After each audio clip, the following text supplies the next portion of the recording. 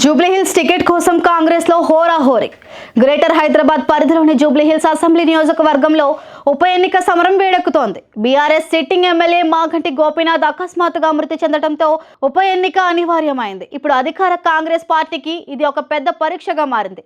ఎన్నికల commission schedule ప్రకటించక ముందే పార్టీలకు వాతావరణం వేడెక్కుతోంది. అయితే కాంగ్రెస్ పార్టీలో మాత్రం టికెట్పై గడ్డుకాలం మొదలైంది. బరిలోకి దిగేందుకు ప్రధాన పార్టీలు ఇప్పటి నుంచే వ్యూహాలు మొదలుపెట్టాయి. కాంగ్రెస్ పార్టీలో మాత్రం సీటులొల్లి ఆదిలోనే పీక్స్ కు చేరుకుంది. ఒకరు కాదు, ఇద్దరు కాదు, ఏకంగా 4 కాంగ్రెస్ అభ్యర్థులు జూబ్లీహిల్స్ ఎమ్మెల్యే టికెట్ కోసం లాబింగ్ మొదలు పెట్టేశారు. ఈసారి కూడా జూబ్లీహిల్స్ టికెట్ నాదేనంటూ అజహరుద్దీన్ ప్రకటించేశారు.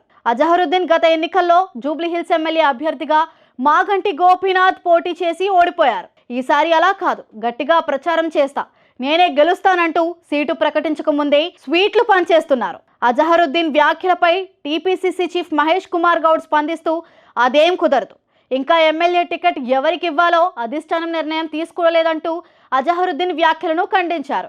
కాంగ్రెస్ నేతలు టికెట్పై ప్రకటనలు చేస్తుండడంపై తెలంగాణ కాంగ్రెస్ పార్టీ వ్యవహారాల ఇన్ఛార్జ్ మీనాక్షి నటరాజన్ సీరియస్ అయినట్లు పార్టీలో ప్రచారం జరుగుతోంది.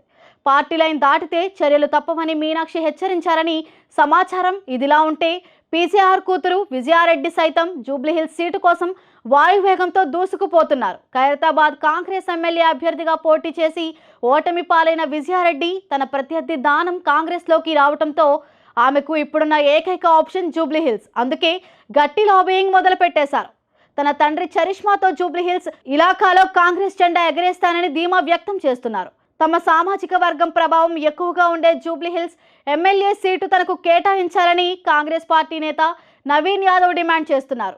ఎంఐఎంతో కూడా సత్సంబంధాలు ఉండటంతో సీటిస్తే గెలుపు పక్కా అంటూ అధిష్టానానికి హామీ ఇస్తున్నారు. ఇదిలా ఉంటే జూబ్లీహిల్స్ కాంగ్రెస్ అభ్యర్థిగా మాజీ మేయర్ బొంతు రామ్మోహన్ పేరు కూడా తెరపైకి వచ్చింది.